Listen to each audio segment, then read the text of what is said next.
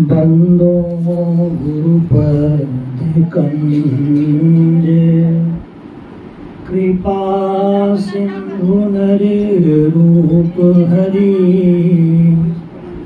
महामोहतम पुंज जासु वचन रवि करे निकर। अव्यक्त रूप में सर्वत्र विराजमान पूज्यपाद संत सद्गुरु महर्षि मेहित जी महाराज के उभय पाद पद्मों में कोटि सा नमन। व्यक्त रूप में मंचस्थ पूज्यपाद छोटेलाल बाबा के पाद पद्मों में कोटि सा नमन। मुद मंगल में साधु समाज, आदरणीय सत्संग प्रेमी महानुभावों, माताओं तथा भक्तिमती बहनों, आज हम लोग गुरु पूर्णिमा के अवसर पर सभी एक गुरु के गुरु भक्त यहाँ एकत्रित हुए हैं। यह बहुत ही हर्ष की बात है। गुरु पूर्णिमा के विषय में सभी विद्वान अपने अपने अध्ययन और अनुभव के आधार पर बता सुना रहे हैं।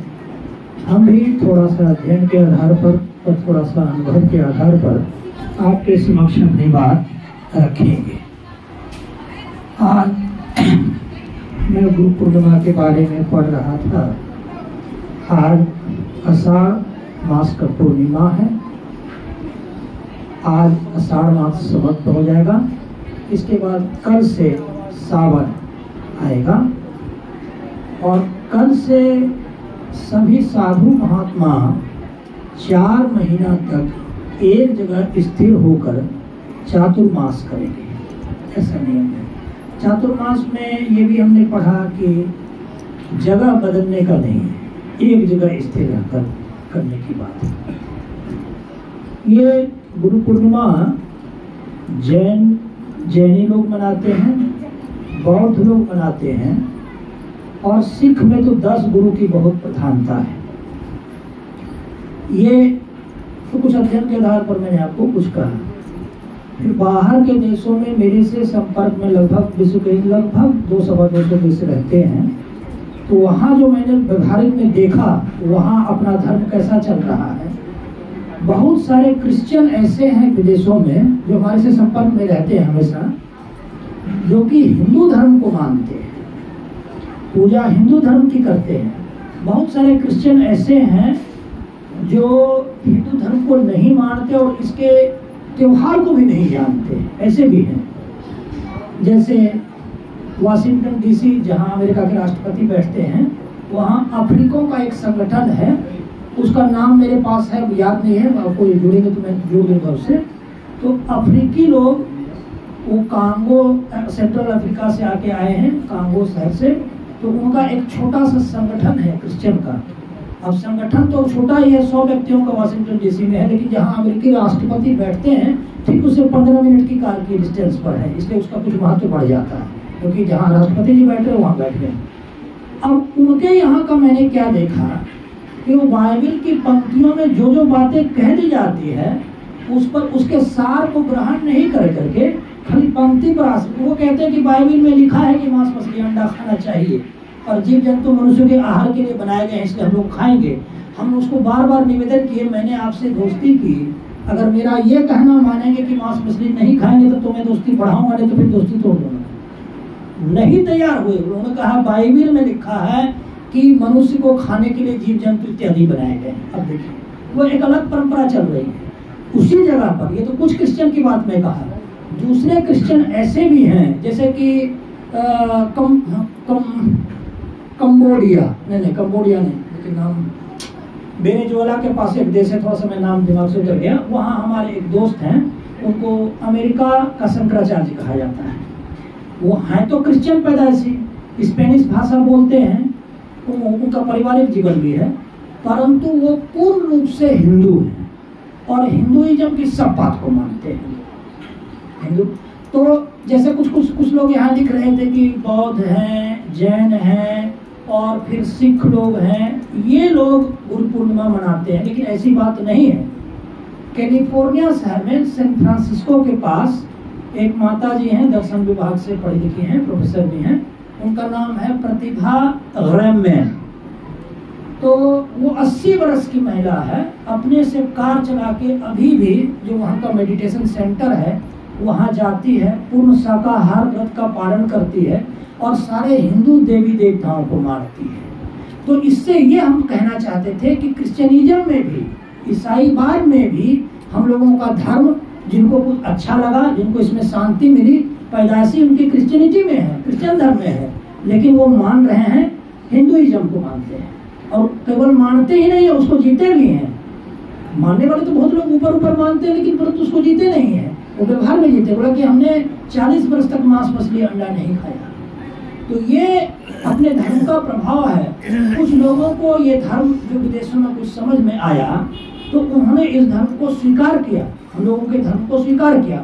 हाँ, ये बात और है कि संत मत, राधा स्वामी संप्रदाय 90 से 92 देशों में अभी चल रहा है, उनकी शाखाएं बन गई है।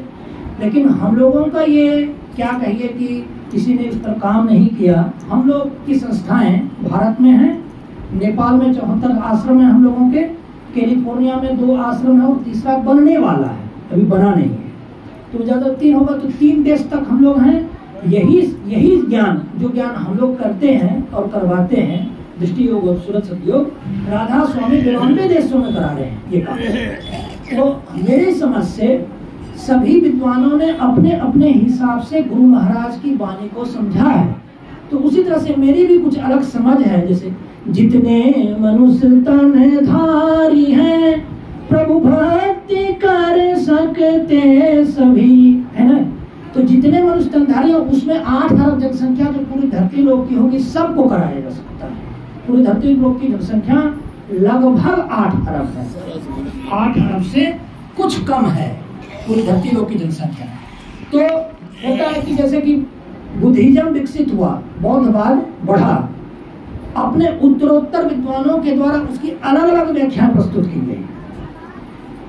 तो हमको जो समझ में आता है, हमारे सामने एक समस्या ये हमारे सामने खड़ी रहती है कि यदि हम लोग का संत मत साधना के मामले में मेरे हिसाब से सबसे चरमोत्कर्ष पर बसता है ध्यान साधना में, तो इसकी पहुंच भी पूरे विश्व स्तर तक होनी चाहिए। तो एक बात हो गई, और इसलिए होनी चाहिए क्योंकि विश्व मानवता जो सार धर्म को नहीं स्वीकार करेगी तो वो असार धर्मों की तरफ बढ़ती चली जाएगी। हवाई प्रांत में कुछ क्रिश्चियन लोग हैं, उनका चर्च है, उसमें है क्या, कुछ बाइबिल की पंक्ति को कुछ म्यूजिक के साथ लगा के वो लोग बोलते हैं, कुछ डायलॉग स्टाइल में, फिर बाइबिल की पंक्ति को गाते हैं। बोलने और गाने से उनका मन तृप्त नहीं होता, आज तक किसी का तृप्त नहीं हुआ। मैं 18 वर्षों तक 30,000 भजन संतों के गाते रहा, मेरा मन जब अतृप्त रह गया तो मैंने गाना बजाना छोड़ दिया। लगभग ये परमात्मा प्राप्ति का रास्ता नहीं है, रास्ता ही गलत है। कुछ बोल करके, कुछ गा करके परमात्मा को नहीं प्राप्त किया जा सकता। अगर किया जा सकता तो 18 वर्ष में मैं प्राप्त कर लिया होता, नहीं हुआ। अपने चैनल पर देखिएगा बहुत सारे भजन इत्यादि हैं, नहीं मिला। फिर मैं सोचता था कि कुछ लिख करके, कुछ बोल के ग्रंथ भी बना के देखा, उसमें भी मन तृप्त नहीं हुआ। हाँ, एक चीज में मन को तृप्ति मिलती है, नित्य साधु दर्शन करने से और कठोर ध्यान करने से और संत वचन का श्रवण करने से। हमें सत्संग में नहीं बुलाया गया था, खाली सूचना मिली थी कि यहाँ सत्संग है, तो मैं खुद ही चलता था। तो सूचना के हमको लगा कि साधु संगत में अगर चरण में भी जगह मिले तो जाना चाहिए। तो इसमें हमको कुछ संतुष्टि मिलती है और ऐसा समझ में आता है कि जिन सिद्धांतों को हम बाबा की किताबों में जो विश्लेषणात्मक तरीके से पूरा बाबा ने लिख डाला है, जैसे पिंडवाणी ब्रह्मांड, उससे हमें बहुत प्रेरणा मिली, और संतवाणी सटीक पर जो उन्होंने बहुत सारी व्याख्याएं लिखी है, उससे भी बहुत हम लोग को लाभ हुआ। हालांकि बाबा को तो लिखने में बहुत कष्ट हुआ शरीर में, लेकिन हम लोगों को बहुत ज़्यादा लाभ हुआ। अब हम बाबा से गुरु पूर्णिमा पर निवेदन करेंगे कि बाबा इतना जब आप करवा ही दिए हैं तो किसी से आग्रह करके पिंडमाही ब्रह्मांड महर्षि में ही पदावली की जो व्याख्या आपकी है, इसका अंग्रेजी अनुवाद भी करवा दीजिए, तो हमको विदेश में प्रचार करने में आपकी कृपा से मदद होगा। आपकी बातों को मुझे अनुवाद कर वहाँ बोलना पड़ता है, और अगर अनुवाद करा देंगे मुझे तो हमें सीधे पढ़कर आसानी से बोलना पड़ेगा।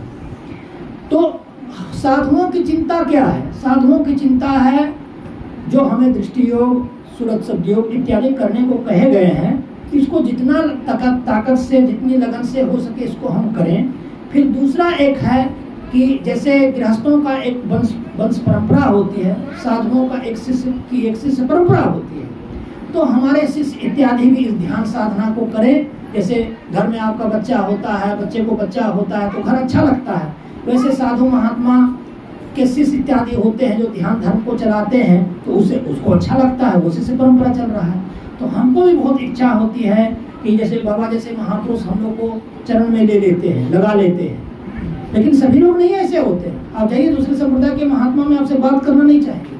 अर्जेंटीना में एक महिला महर्षि है, तो हम कहीं मेरे फेसबुक पर कहीं जुड़ गई, तो मैंने कहा कि पता चला कि 10-12 देश में उनके आश्रम है, और वो इस परंपरा में नहीं है, हो सकता है ऐसा जूना खड़ा सा हो, चाहे किसी और परंपरा की हो। तो मैं सोचा कि जरा माता जी का मैं दर्शन करूंगा मोबाइल से। मोबाइल जब कई हजार बार उसको मैं कोशिश किया, बोला कि आप बात करने के लिए अपॉइंटमेंट लो, और अपॉइंटमेंट लेने के पहले इतना $1 जमा करोगे तब बात करेंगे। बात करने के लिए ये तो मेरा अर्जेंटीना में हाल हुआ। फिर न्यूयॉर्क सिटी में एक पंजाबी माता जी है, वो कुंडली इत्यादि सिखाती है, तो मेरे मोबाइल पर उसका बहुत सारा सिखाते हुए फोटो आया। तो मैं सोचा कि हो सकता है कुछ विशेष ज्ञान सीख के गई होगी हिंदुस्तान से, जरा हम भी कुछ उससे सीखें। तो बोला कि सीखने के लिए तुम्हें अपॉइंटमेंट लेना पड़ेगा, और अपॉइंटमेंट तभी मिलेगा जब तुम $50 यहाँ जमा करो, ऑनलाइन पेमेंट। तो ऐसी ऐसी बातें वहाँ पर चलती है। तो आज गुरु पूर्णिमा जो हम लोग मनाए, आज का विषय ये बनता है कि वेदव्यास जी के जन्मदिन पर तो हम लोग मना रहे हैं, उसके बाद कबीर बाबा के एक शिष्य थे, घीसादास शायद नाम था, उनका भी आज जन्मदिन है। और वेदव्यास बाबा चूंकि इन्होंने बहुत लिख करके बहुत सारी सेवाएं की है हमको, लेकिन यहाँ भी याद आया कि लेखन 2 प्रकार के होते हैं। एक धरती पुलोक पर जो हम लोग कागजों पर लिखते हैं, वो अगर मान लिया कि हम बहुत सारी किताबें लिख डालें, चाहे मेरे वाणी को वीडियो बना करके बाद में उतार के लिख डालें, परंतु होता इसमें यह है दूसरों का तो कुछ उपकार माना जाएगा, लेकिन ये किताबें चूंकि साथ में जाती नहीं है, इसलिए मेरे हिसाब से अपना उपकार इसमें हमको नहीं समझ में आता। जैसे बाबा ने किताब लिख दिया, हम लोग को सोचने समझने में सरल होगा, लेकिन बाबा उस किताब को लेकर नहीं जाएंगे तो हमको खतरा इसी में लगता है कि बाबा की किताब बाबा के ही काम नहीं आ रही। हमको ये ऐसा कुछ समझ में आता है। अब हम अगर कहीं गलत समझ रहे हैं तो हमको ठीक करा दीजिए। दूसरी बात, एक लेखन जो मुझे समझ में आता है, तो कोई योगी दृष्टि की धारों को जोड़ने का प्रयास करता है, तो वो जोड़ने के क्रम में ही काफी यौगिक शक्ति संपन्न हो जाता है, क्योंकि दृष्टि की धारें जब जुड़ने की स्थिति में आने की क्षमता प्राप्त करती है, उसके पहले चेतना सिकुड़ करके ऊपर उद्गति को प्राप्त करके और उसका काफी यौगिक शक्ति संपन्न हो जाती है। दृष्टि की धारें जुड़ने के पहले बहुत सारी क्रियाएं होती हैं। जैसे कि कोई व्यक्ति ध्यान साधना कर रहा है, तो ध्यान साधना कर रहा है तो वो परमात्मा में मिलने के लिए कर रहा है, परमात्मा में मिलेगा इसी के लिए वो ध्यान साधना कर रहा है। तो जो परमात्मा में मिलेगा वो परमात्मा जैसा ही थोड़ा थोड़ा होता जाएगा। पहले थोड़ा परमात्मा होगा, फिर और थोड़ा होगा, और थोड़ा जुड़ करके वो पूरा का पूरा परमात्मा जब हो जाएगा, तब परमात्मा ही परमात्मा से मिल सकता है। एक साधु का कहना ही साधु मान सकता है, दूसरा नहीं मानेगा आपको। परमात्मा अपने में परमात्मा को ही मिला सकता। हाँ, दया इसमें वो कर सकते हैं कि कोई छोटा परमात्मा हो, वो बड़े परमात्मा उसको स्वीकार कर लेंगे, लेकिन जिसमें परमात्मा के कुछ गुण हैं ही नहीं, वो परमात्मा से मिलेगा कैसे? जैसे परमात्मा सर्वज्ञ होते हैं, सब कुछ जानते हैं और सर्वत्र होते हैं, सब जगह होते हैं, कोई जगह खाली नहीं है परमात्मा से। तो अगर परमात्मा से मिलने जाने वाला अगर वो थोड़ा थोड़ा भी परमात्मा के जैसा कुछ विशेष ज्ञाता नहीं होगा तो परमात्मा से नहीं मिल सकेगा। जैसे कि परमात्मा सभी जगह बसते हैं, हम निर्वाण की प्रक्रिया में परमात्मा से मिलने जा रहे हैं, तो चेतनात्मक रूप से हम भी कुछ न कुछ जगह मिल जाएंगे, फिर बाद में चेतना से उठ के भी ऊपर में जाकर मिल जाएंगे। ऐसी स्थिति होगी हम लोगों की।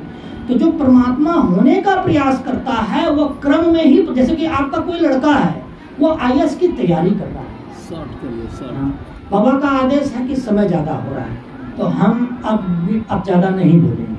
अब आगे कभी हम लोग की मुलाकात हो बोलेंगे। और इन्हीं बातों के साथ अपनी वाणी को विराम देता हूँ। बोलिए श्री सद्गुरु महाराज की जय। श्री सद्गुरु महाराज की जय।